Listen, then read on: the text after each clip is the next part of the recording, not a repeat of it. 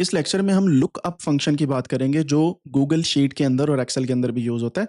तो सबसे पहले तो मैंने शीट बनाई है और ये बेसिक सा डेटा मैंने यहाँ पे रख दिया है। आप यहाँ पे वीडियो को पॉज़ करके इस डेटा को खुद से भी लिख सकते हैं और अगर आप चाहें तो आप अपना डेटा भी बना सकते हैं।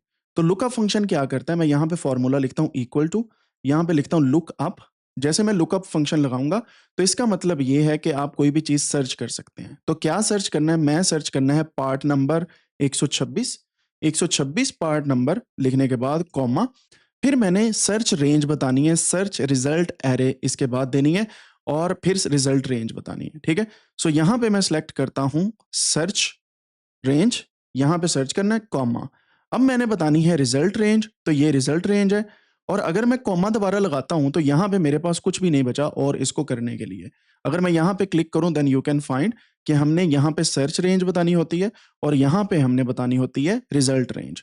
तो मैंने दोनों बता दी हैं, इस वजह से मैं यहाँ से इसको कैंसल करता हूँ और कॉमा की बजाय यहाँ से ब्रैकेट बंद करूँगा, तो हमारे पास ये वाला रिजल्ट आ जाएगा व्हिच इज़ $33। 126 पे $33 है और मैं यहाँ पे इक्वल टू करके ये रिजल्ट यहाँ पे भी शो करवा सकता हूँ and this is how you can actually drag this as well और ये फ़ॉर्मूला ऑटोमैटिकली नीचे आ जाएगा। अब मसला क्या है कि हमने रेंज जो है इसको लॉक नहीं किया हुआ था, जिस वजह से वो नीचे को शिफ्ट हो गई। सो मैं यहाँ से इसको F4 प्रेस करके लॉक करता हूँ और यहाँ से इसको भी F4 प्रेस करके लॉक करता हूँ और ये यहाँ पे इसको मैं क्लिक करके ड्रैग कर देता हूँ and then everything will be according to the range. ठीक है जी?